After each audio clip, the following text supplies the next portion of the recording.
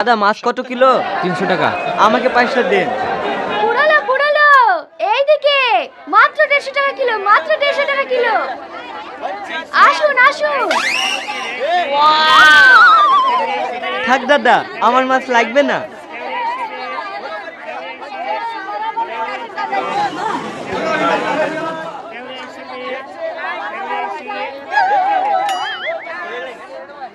আমাকে 500 দাও।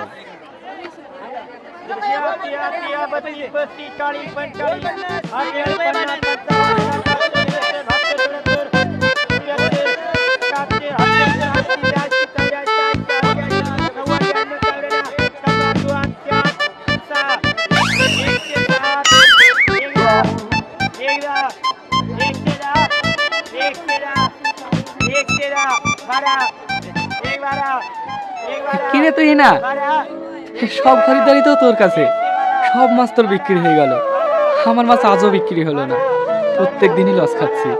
ভয় পেও না চাচা, আমি আছি তো। তোমার মাছ আমাকে দিয়ে যাও, আমি বিক্রি করে দিচ্ছি। সত্যি তোর মতো মেয়ে হয় না।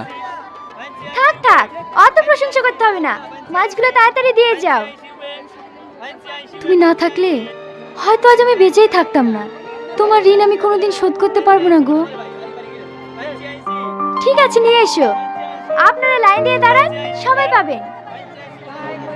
চাচা চাচা, তুমি তাড়াতাড়ি বাড়ি যাও, তোমার ছেলে রিয়াজ গলা দড়ি দিছে, ও পুরো বাঁচবে না। তুই কি বলছিস? হ্যাঁ চাচা, তুমি তাড়াতাড়ি যাও।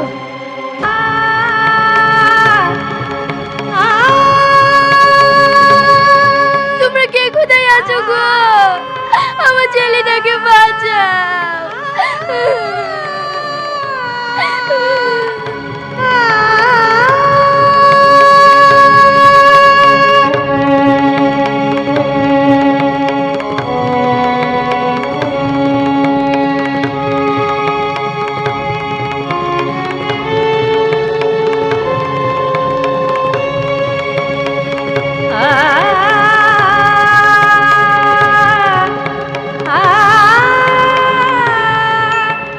চাচা, তুমি ভয় পেও না, রিয়াজের কিচ্ছু হবে না, ওর জ্ঞান ফিরে গেছে।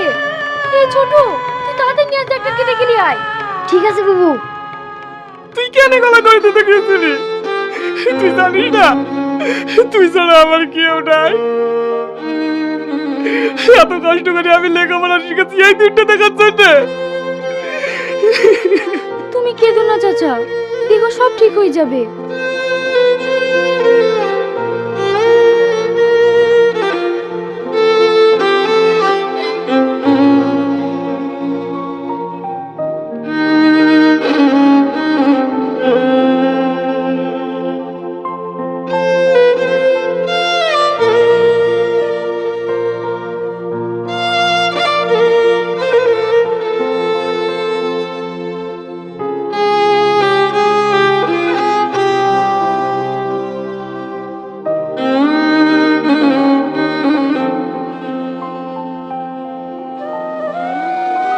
ভয়ের কোনো কারণ নেই, ও এখন সুস্থ আছে। আমি কিছু মেডিসিন লিখে দিলাম, ওগুলো কিনে এনে খাওয়ান, ও সুস্থ হয়ে যাবে। ডাক্তার বাবু, এই ওষুধগুলো সব কিনতে কত টাকা লাগবে? 2000 টাকা মতো লাগবে। 2000 টাকা? আমার কাছে তো এখন কিছুই নাই। তুমি কোনো চিন্তা করো না চাচা, আমার কাছে টাকা আছে, আমি দেব।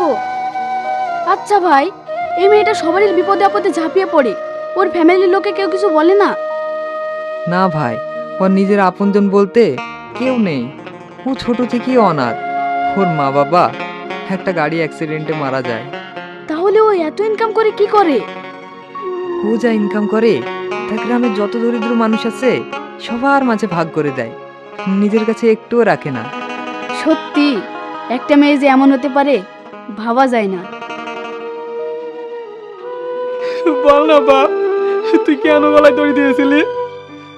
আমি বলছি ও কেন গলায় দড়ি দিয়েছিল, ও তুহিনাকে ভালোবাসে। ভাই, আমি তুহিনাকে অনেক ভালোবেসে ফেলেছি, কিন্তু যেদিনই আমার ভালোবাসার কথাটা ওকে বলতে যাই সেই দিনই ও না করে দেয়।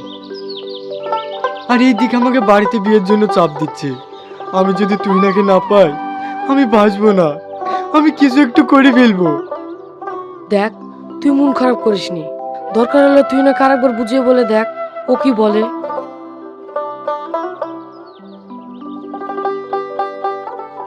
কি ব্যাপার, তোমরা এত কি আলোচনা করছো?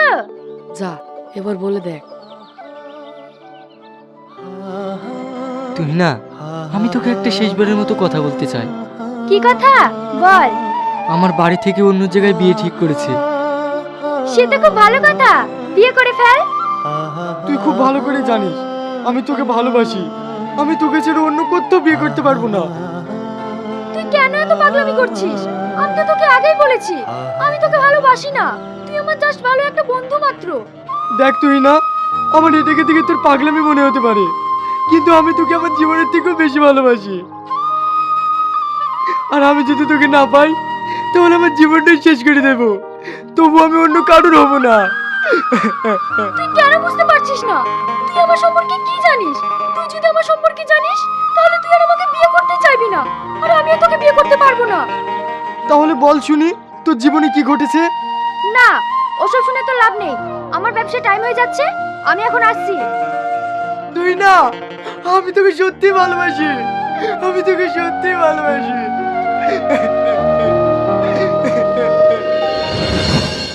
আহ, তুই আমার জন্য নিজেকে শেষ করে দিচ্ছিলি? হ্যাঁ। তুই কি জানিস আমার এর আগে বিয়ে হয়েছিল? হ্যাঁ, তুই যেটা আমাকে নিয়ে ভাবছিস আসলে সেটা না। আমার কি রে, একেবারে গাছে উঠে মারছিস কেনে?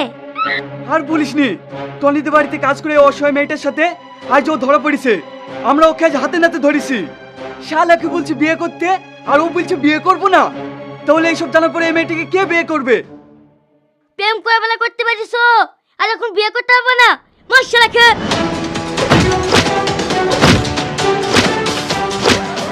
কি ব্যাপার, আমার ছেলেকে ধরে আপনারা এইভাবে মারছেন কেন? সেই 2 ঘন্টা আগে ফোন করেছি আর আপনি এখন আসছেন। আপনার এই গুণধর ছেলে কি করেছে জানেন? এই অসহায় মেয়েটার সঙ্গে প্রেমের সম্পর্ক করি ওর জীবন নিয়ে ছিনিমিনি খেলেছে। আজ আমরা ওকে হাতে নাতে ধরেছি। হয় আপনার ছেলেকে এই মেয়েটাকে বিয়ে করতে হবে, আর না হলে আপনার ছেলেকে আমরা থানায় দেবো। আমি জেলে যেতে রাজি আছি, তবু আমি ওকে বিয়ে করবো না। তুই করবি নি, তোর বাপ করবে। এই মেয়ে, তুমি কি একে বিয়ে করতে রাজি আছো? সি সি সি সি, তুই আমার মান সম্মান একটুও রাখলি নি?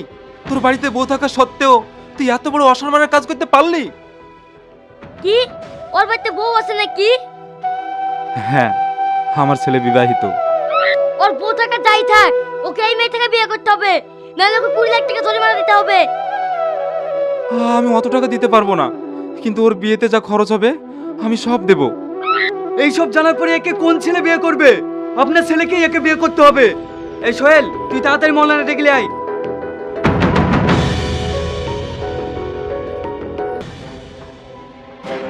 দাঁড়া, তুই কি ভেবেছিস আমার ছেলেকে ফাঁসিয়ে বিয়ে করে তুই এই বাড়িতে জায়গা পাবি? তুই কখনোই বাড়িতে জায়গা পাবি না। তোর এত বড় সাহস, তুই একটা মেয়ে হয়ে আর একটা মেয়ে সংসার ভাঙতে এসেছিস? তুই কি ভেবেছিস তুই আমার সংসারে ভাগ বসাবি আর আমি তোকে ছেড়ে দেব? দেখে, আমি জানতাম না যে বিবাহিত। আমি যদি জানতাম ওর বিয়ে হয়ে গেছে তাহলে এই সংসারে আমি কোনোদিন আসতাম না। কেন তুই ওখানে জানতে পারলি না আমি বিবাহিত? তখন কই সবার সামনে বললি না যে আমি ওকে বিয়ে করবো না? এই বাড়িতে থাকতে হলে তোকে কাজের লোক হিসেবে থাকতে হবে। আমি তোকে বউ হিসেবে কোনোদিন মেনে নেব না।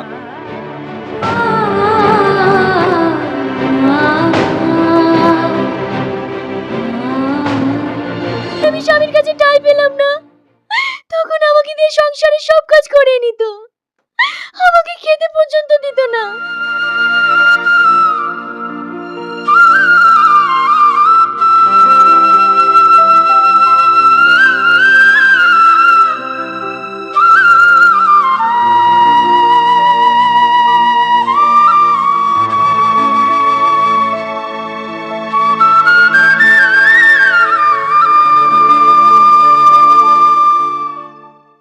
তবু আমার কষ্ট হয়নি, কিন্তু হঠাৎ একদিন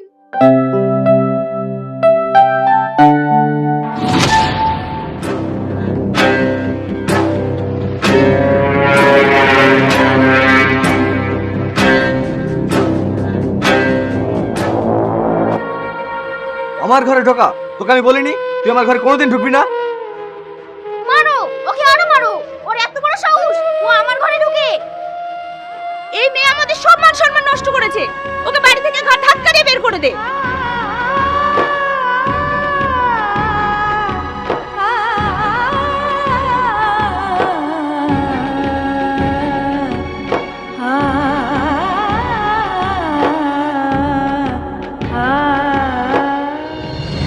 অত্যাচার সহ্য করতে পারলাম না, তখন ভাবলাম নিজেকে শেষ করে দেব। মরার জন্য পানিতে ঝাঁপ মারলাম, কিন্তু ভাগ্যের কি পরিহাস, এই মানুষটা আমাকে বাঁচিয়ে নিয়ে আসলো। কিন্তু আমি আমার স্বামীকে এখনো ভালোবাসি, তাই আমি তোকে কখনোই বিয়ে করতে পারবো না। যদি পারিস তাহলে আমাকে ক্ষমা করে দিস।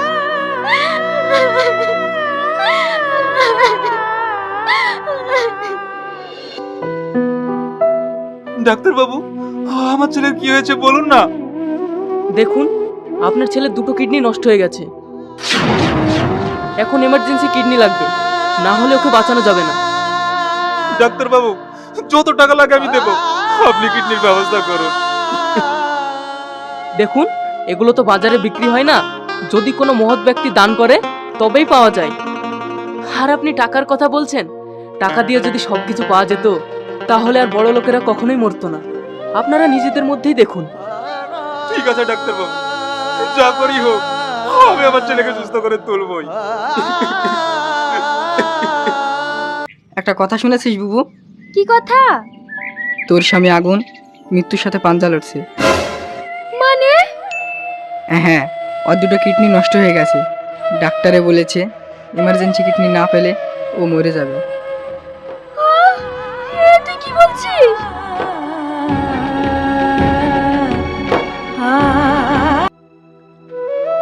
ডাক্তার বাবু, আমি অনেক খোঁজাখুঁজি করলাম, কোথাও কিডনি ম্যানেজ করতে পারলাম না। আপনারা আমার ছেলেকে বাঁচিয়ে তুলুন ডাক্তার বাবু, আপনারা আমার ছেলেকে বাঁচিয়ে তুলুন। আরে আরে, আপনি একটু শান্ত হন, আপনার ছেলে সুস্থ আছে। হ্যাঁ, একটি মেয়ে আপনার ছেলেকে কিডনি দান করেছে। ডাক্তার বাবু, যে মেয়েটা আমার ছেলেকে বাঁচিয়ে তুলেছে, আমি সেই মেয়েটাকে দেখতে চাই। আচ্ছা ঠিক আছে, আসুন।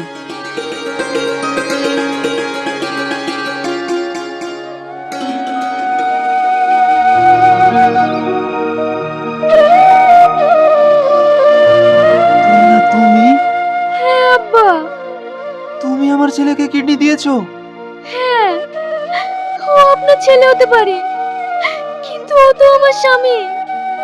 ওর জন্য কিডনি কেন? আমি আমার জীবনটাও আস্তে আস্তে দিয়ে দিতে পারি। মা, তুমি তোমার এই বুড়ো বাপটাকে ক্ষমা করে দিও। আমি আমার ঘরের লক্ষ্মীকে চিনতে অনেক ভুল করেছি, তুমি আমাকে ক্ষমা করে দিও। বৌমা, তুমি আমাকে ক্ষমা করে দিও। আমি তোমার উপর অনেক অত্যাচার করেছি।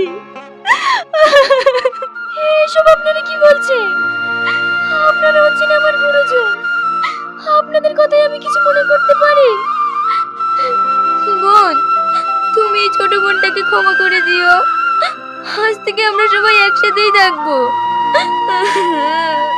হ্যাঁ তুই না, পল্লবী ঠিকই বলেছে, আমি তোমায় অনেক কষ্ট দিয়েছি, তুমি আমায় ক্ষমা করে দিও।